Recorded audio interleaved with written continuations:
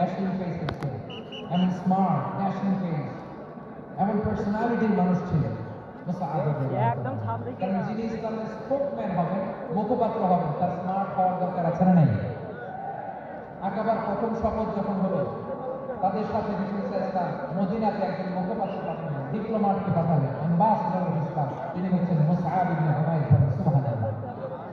বিশ্বনবী দেখলেন সে অনেক স্মার্ট, তার ডেডিকেশন আছে, সিনসিয়ারিটি আছে, এবং মদিনায় যে আউস খাজরাজ গোত্রের নেতাদের সাথে ডিল করতে হবে, ইহুদিদের সাথে ডিল করতে হবে, ওখানে কিন্তু পাক্কা জানু খেলোয়াড়ের দরকার আছে না নাই?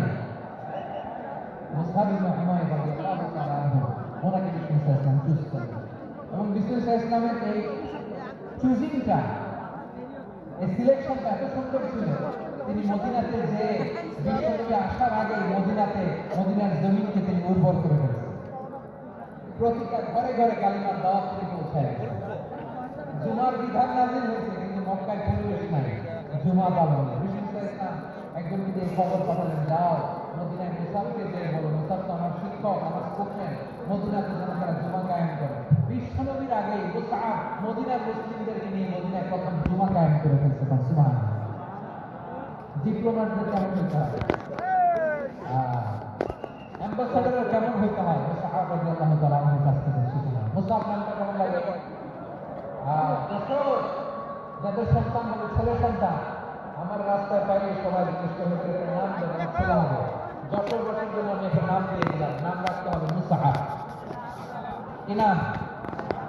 নামটা যাদের ভালো লাগে, ছেলে সন্তান অনাগত আসবে, মনে চাইলে নাম রেখে দিবে মুসআব রাদিয়াল্লাহু তাআলা আনহু। মুসআব, তাহলে মুসআব রাদিয়াল্লাহু তাআলা আনহুকে ল্যাঙ্গুয়েজ শেখানো, সফট স্কিল শেখানো।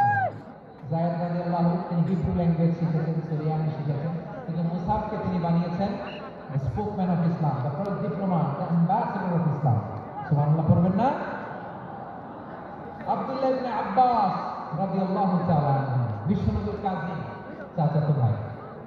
আবার মাইমুনা রাদিয়াল্লাহু তাআলা আনহু, মাইমুনা নবীর স্ত্রী, তিনি ছিলেন আব্দুল্লাহর আপন খালা।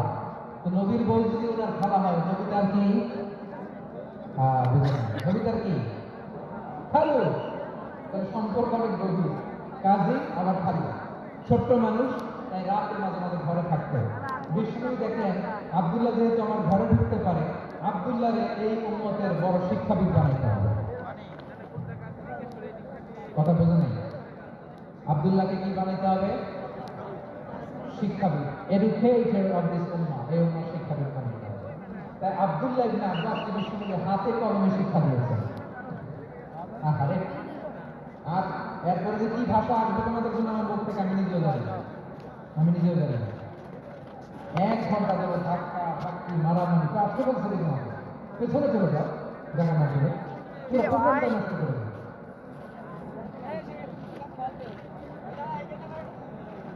জি, আমার দিকে তাকান, আমি শেষ করে দিচ্ছি। হবে না, ইন্টেলেকচুয়াল আলোচনা এখন হবে না, শেষ করে দিচ্ছি।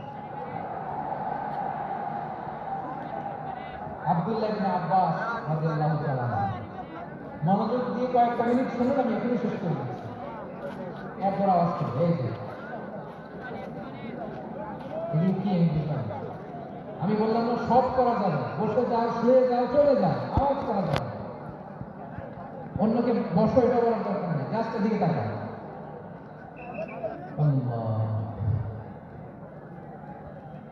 আব্দুল্লাহ ইবনে আব্বাস রাদিয়াল্লাহু তাআলা ওনাকে বিশ্বনবী হাতে কলমে শিক্ষা দিয়েছেন, যেহেতু উম্মতের শিক্ষাবিদ হবে, এডুকেটেড হবে। তো বিশ্বনবী রাতে যখন তাহাজ্জুদ পড়তেন, ছোট্ট আব্দুল্লাহ ঘরে থাকতেন, বুঝতে পেরেছেন? ছোট্ট মানুষকে ঘরে থাকতেন। তো বিশ্বনবী তাহাজ্জুদের জন্য একবার দাঁড়িয়েছেন, ছোট্ট আব্দুল্লাহ ওযু করে দাঁড়াইছে। আচ্ছা বলেন তো, ইমাম আর মুসল্লি মোট যদি 2 জন হয়, একজন ইমাম একজন মুসল্লি, তো মুসল্লি ইমামের কোন দিকে দাঁড়াবে? ডানে দাঁড়াবে। ছোট্ট আব্দুল্লাহ বুঝে নাই, বিশ্বনবী তাহাজ্জুদ শুরু করেছেন, উনি একটা করছেন আর দাঁড়াইছেন বায়ে।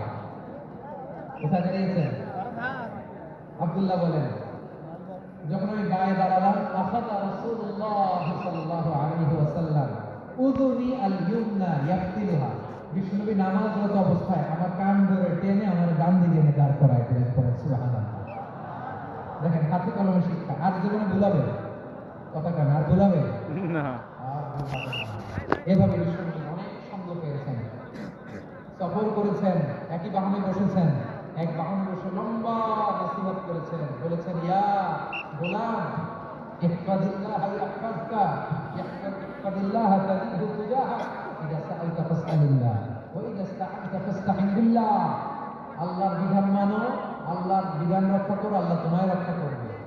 আব্দুল্লাহ চাইতে হলে আল্লাহর কাছে চাও, সাহায্য চাইতে হলে আল্লাহর কাছে সাহায্য চাও। মনে রাখো গোটা বিশ্বের সবাই যদি তোমার সাহায্য করতে চায় ততটুকুই করতে পারবে যতটুকু আল্লাহ তোমার নসিবে রেখেছে।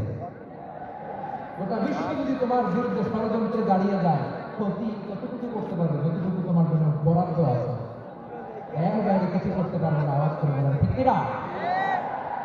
এভাবে হাতে কলমে শিখিয়েছে, বিশ্বনবীর সঙ্গ পেয়েছে।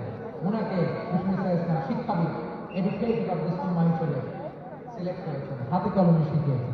বিশ্বনবী একবার প্রকৃতির ডাকে সাড়া দিয়ে এসেছেন, এখন কি করতে হবে? নামাজের জন্য অজু করতে হবে। বিশ্বনবী এসেই দেখেন অজুর বদনায় পানি ভরা, খুশি হয়ে গেলেন, বললেন কে রেখেছে পানি? একজন বলল আব্দুল্লাহ রেখেছে। বিশ্বনবী অত্যন্ত খুশি হলেন, খুশি হয়ে একটা দোয়া করলেন, বললেন আল্লাহুম্মা ফাক্কিহহু ফিদ্দীন ওয়া আল্লিমহু তা'বীর। আল্লাহ তুমি আব্দুল্লাহকে দ্বীনের বুঝ দিও আর কোরআনের তাফসীর শিক্ষা দিও। বিশ্বনবীর এই দোয়া এমন লাগছে উনি রাইসুল মুফাসসিরিন, পৃথিবীতে যত মুফাসসির ছিল, যত মুফাসসির আসবে সকল মুফাসসিরের সম্রাট হিসেবে স্বীকৃত হয়েছেন। আব্দুল্লাহ ইবনে আব্বাস, বিশ্বনবী ওনারা আযান শিখান নাই, বিশ্বনবী ওনারা ল্যাঙ্গুয়েজ শিখান নাই, বিশ্বনবী ওনারা অ্যাম্বাসেডর বানান নাই, হাতে কলমে শিক্ষা দিয়েছেন। ছোট্ট মানুষ বিশ্বনবী ইন্তেকাল করলেন, আবু বকরের সময় গেল, ওমর ফারুকের খেলাফত, তখনও তিনি তরুণ।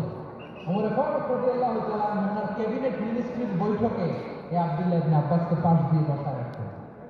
বয়স্ক সাহাবারা এটা পছন্দ করতো না, তারা বলতো ঘটনা এই আব্দুল্লাহর মতো ছেলে নাতি আমাদের আছে, এরা কেন রাখেন? ওমর ফারুক এটা টের পেলেন, তিনি বুঝতে পারলেন যে ক্যাবিনেট মেম্বাররা যা পছন্দ করে না ছোট্ট আব্দুল্লাহরা কেন রাখি, কেন যে রাখি এটা একদিন বোঝাবো। একদিন মিটিংয়ে তিনি সবাইকে বললেন ইযা জাআ নাসরুল্লাহি ওয়াল ফাতহ। এই আয়াত দ্বারা উদ্দেশ্য কি বলেন তো মুরব্বী সাহাবীরা? এক সাহাবী বলেন এই সূরা দ্বারা উদ্দেশ্য আল্লাহ বলেছেন আমাদেরকে বিভিন্ন ল্যান্ড, বিভিন্ন এলাকা বিজয় করতে হবে। বললেন না, হয়নি। আরেকজন বললেন বিজয় হওয়ার পর আমাদের বেশি বেশি আল্লাহর বরকতের ঘোষণা দিতে হবে, এটা উদ্দেশ্য। আমার ফারুক বললেন না, মানে যারা জিজ্ঞেস করেন কেউ পারে না। সব শেষে বিশ্বনবী ছোট্ট আব্দুল্লাহ বলেন আব্দুল্লাহ ইযা জাআ নাসরুল্লাহি ওয়াল ফাতহ, এর দ্বারা উদ্দেশ্য কি বলো তো? ছোট্ট আব্দুল্লাহ বলেন হুয়া আজাল রাসূলিল্লাহ। এই আয়াত দ্বারা বিশ্বনবীর বিদায়কে উদ্দেশ্য নেওয়া হয়েছে। ওমর ফারুক বলেন হাযা হুয়া, এটাই তো সঠিক উত্তর, এটাই সঠিক তাফসীরে আয়াতের। কারণ ইযা জাআ নাসরুল্লাহি ওয়াল ফাতহ, যখন আল্লাহর সাহায্য আর বিজয় আসবে, ওয়ারাআইতান নাসা ইয়াদখুলুনা ফি দীনিল্লাহি আফওয়াজা, আপনি দেখবেন দলে দলে ঢলে ঢলে বানের পানির মতো মানুষ ইসলামের দিকে ঢুকতেছে, ইসলামের বিজয় হয়েছে। তো ইসলামের বিজয়ের মিশন নিয়ে নবী আসছে, বিজয়ী যখন হয়ে গেছে তখন তো নবীর বিদায় হবে। ধরে বলেন ঠিক কিনা?